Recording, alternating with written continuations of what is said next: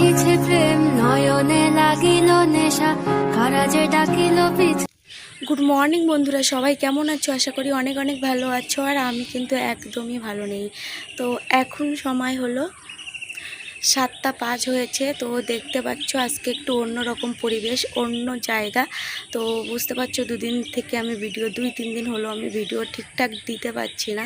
তো কি বলবো, কিভাবে তোমাদের সঙ্গে শেয়ার করব সেটাই বুঝে উঠতে পারছি না। তো আমরা যেহেতু গ্রামে নেই, দেখতে পাচ্ছ আশপাশের পরিবেশ দেখে। তো আমরা চাম্পাটি তো ব্লগ কিছুটা শ্যুট করেছি, সেগুলো পরপর আপলোড করব। আমি একদমই ব্লগগুলো এডিটিং করার সময়ই পাচ্ছি না, তার কারণে আমি ছাড়তে পারছি না। তো গ্রাম থেকে চলে এসেছি। তো কেন চলে এসেছি তোমাদের সঙ্গে সেই গল্পটাই শেয়ার করি। তো মেন কারণ হলো ওর বাবা যে রিসর্টটায় কাজ করতো, তো পার্থ চট্টোপাধ্যায়ের বোনের জামাইয়ের রিসর্ট ছিল ওটা। তো কোথাও না কোথাও হয়তো জড়িত আছে।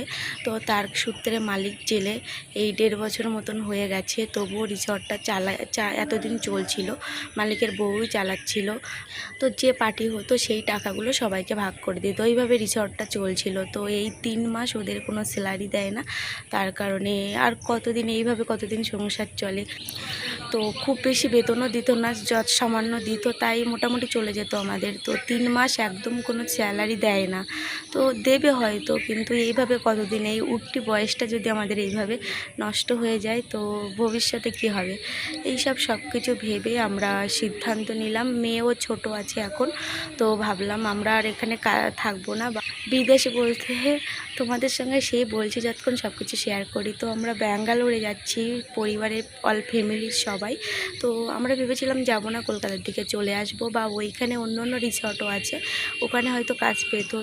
তো মেয়ে ছোট আছে, এই ছোট থাকতে থাকতে না গেলে যখন পড়াশুনোর ভিতরে ঢুকে যাবে তো তখন আর কোথাও বেরোতে পারবো না।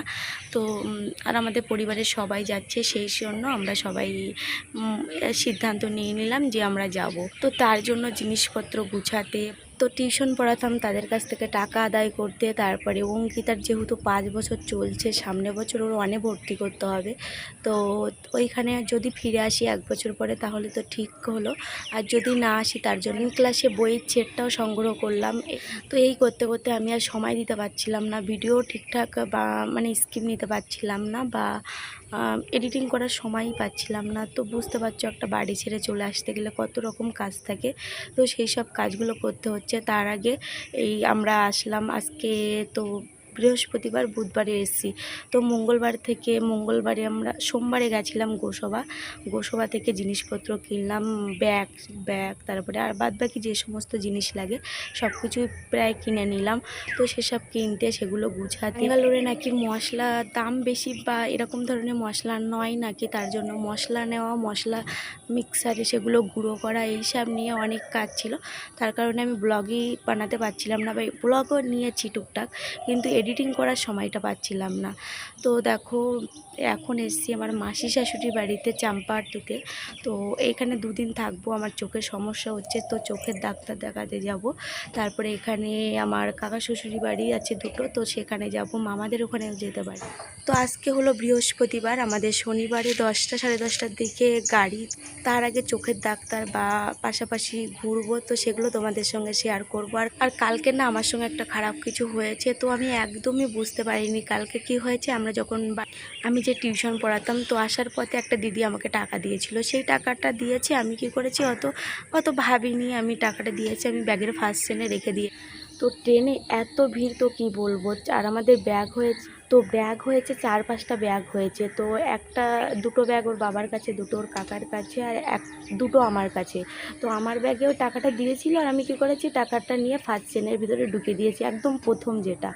আর ট্রেনে এত ভিড় হয়েছে, আমার ব্যাগটা না অন্য সাইডে চলে গেছে একদম ব্যাগ। ভাগ্যিস ফোনটা আমার মানে আরেকটা হাতের ব্যাগের ভিতরে ছিল, নাহলে ফোনটাও চলে যেত। প্রথমে আমরা বসেছিলাম, বসে থাকার পরে যে স্টেশন এসে গেছে, চাম্পাহাটি এসে গেছে, সেই আমরা ধারে এসেছি নামার জন্য, তখনই অল্প বয়সের ছেলেরা উঠে এত ঠেলাঠেলি করতে করতে আমার ব্যাগটা অন্য সাইডে চলে গেছে। চাপে পড়ে হয়তো ব্যাগটা চলে গেছিলো, তার জন্য চেনটা খুলে গেছে। তখনও আমি ভাবিনি যে আমার টাকাটা চুরি হয়ে গেছে। তো তারপরে ব্যাগটা নিয়ে আমি চেনটা এঁটে দিলাম, দেওয়ার পরে যথারীতি চলে আসলাম মাসিদের বাড়িতে। তবুও আমি দেখলাম না যে টাকাটা আছে কি নেই। তারপরে সন্ধ্যাবেলা আমি বললাম, দিদি যে টাকাটা দিল, তো টাকাটা তো গুছিয়ে রাখি। তো গুছাতে গিয়ে দেখি টাকা নেই। সারা ব্যাগ তন্ন তন্ন করে খুঁজলাম, তো টাকাটা পেলাম না। তো এই বিপদের সময় এক জায়গায় যাচ্ছি, তো কী আর করা যাবে, টাকাটা চুরি হয়ে গেল। তো কালকের থেকে আমার মনটা প্রচুর খারাপ যে এত মাস একটা বাচ্চা কষ্ট করে পড়িয়ে যে টাকাটা আমি পেলাম, তা সেই টাকাটা কোনো কাজেই লাগাতে পারলাম না, সব শেষ হয়ে গেছে। তো কাউকে যদি কোনো কিছু দিয়েও দিতাম, তাও সেটা মনকে বোঝাতে পারতাম যে কাউকে কোনো কিছু দিয়েছি বা নিজে কিছু খেয়েছি বা অন্য কাউকে খাইয়েছি, তো একদম শেষ হয়ে গেল। তো কী করব, তার জন্য প্রচুর মন খারাপ বা কষ্ট।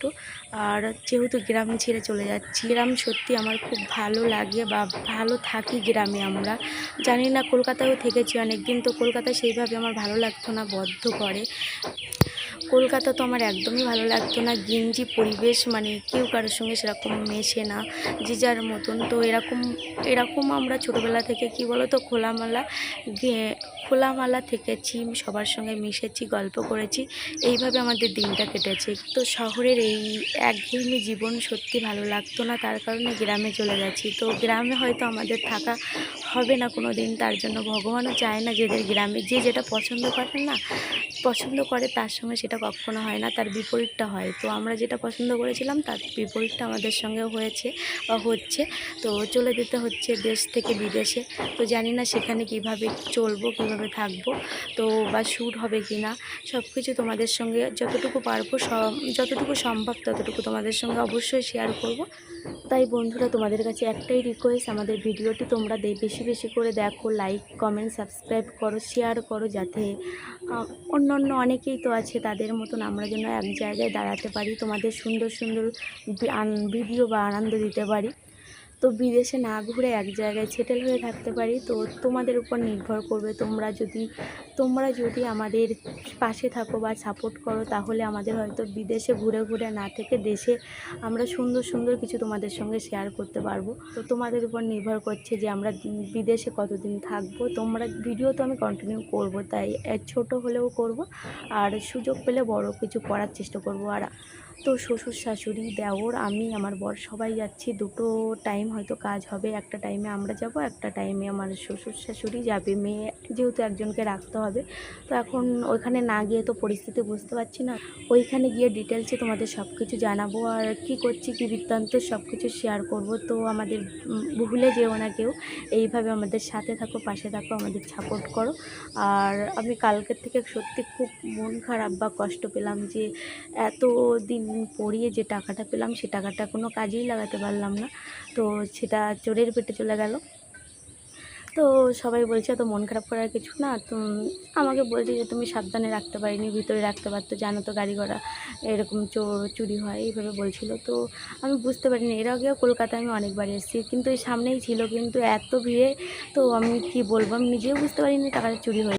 আমার সামান্য খামখেয়ালির জন্য সত্যি বড় একটা ভুল হয়ে গেল, আর ভুল থেকে এটা শিক্ষা পেলাম, এ ভুল আর লাইফে কখনো হবে না। তোমাদেরও বলছি, আমার মতন ভুল তোমরাও করো না। তো আর তো গ্রামের কোনো কিছু দেখাতে পারবো না, তোমাদের সঙ্গে বলে দিলাম যে আমরা এই কারণে যাচ্ছি বা যাচ্ছি, আর খুব তাড়াতাড়ি ফিরে আসার চেষ্টা করব। তোমরা যদি আমাদের সাথে থাকো, পাশে থাকো, তাহলে অবশ্যই খুব তাড়াতাড়ি ফিরে এসে তোমাদের গ্রামের প্রাকৃতিক দৃশ্য, তো শীতকালে বাঘ, হরিণ, কুমির সমস্ত কিছুই আমি দেখাতে পারতাম, কিন্তু কী করব, কপালে নেই, তাহলে সেই জন্য তোমাদের দেখাতে পারলাম না। তো বলতে অনেক কিছু বলে ফেলেছি বন্ধুরা। তো দেখতে থাকো ব্লগগুলো, তোমাদের কাছে একটাই রিকোয়েস্ট, তোমরা আমাদের পাশে থাকো, সাপোর্ট করো, এইভাবে আমাদের এগিয়ে নিয়ে যাও। আর তো বন্ধুরা, ভিডিওটি এখানে শেষ করছি, আবারও দেখা হচ্ছে নেক্সট কোনো ভিডিওতে। ততক্ষণ পর্যন্ত সবাই ভালো থেকো, সুস্থ থেকো, টাটা, টেক কেয়ার।